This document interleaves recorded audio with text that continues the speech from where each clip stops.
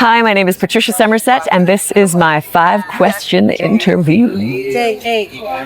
How do you expand your range as a voice actor? Do you study accents or voice qualities? Great question. I do all of that. Currently, for the last couple of years, I've been expanding my vocal range and techniques by doing Estel training with an awesome teacher. Cynthia Revo does a lot. It's a very well-known technique, but I find I've learned great new things about the anatomy of my voice that have become very useful.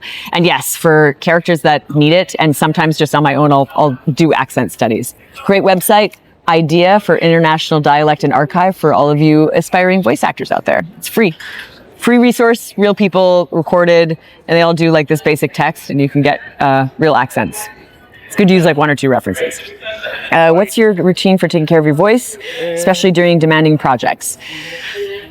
Sleep, hydration, gotta do those things. And I do warm up depending on the project. And if I know what range it's gonna be in and stuff, I'll do kind of like a 15 to 20 minute warm up until I find that I've hit the range that I need to and I feel relaxed about it. And that's sort of what I'll do. But generally, just in general, like any muscle, kind of keeping it in shape, and vocal rest. If you're tired, there's very little you can do other than just like take a break, unfortunately. But, when signing autographs, what quotes are you asked for the most?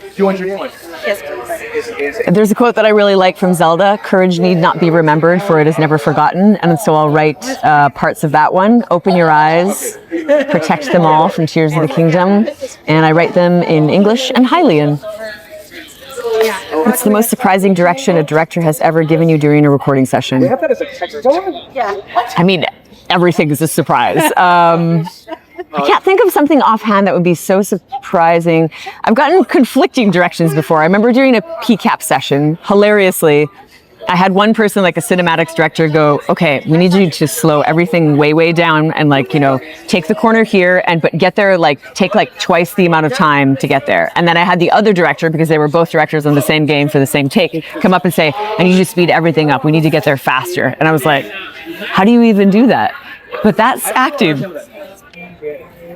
Do you use hook lines to get into character to start your sessions, or other methods to make sure you maintain consistency? Yes, I do.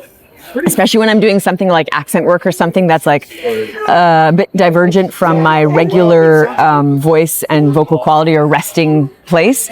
I usually, and with theater too, I would use hook phrases, something that the character will say every time. Or, if I was doing an Irish accent as an example, you might do over the top of the phrase and down, and start with that and sort of move into your accent. But I find, phrases and psychological gestures really useful as a quick way in, a nice little pinch into the character.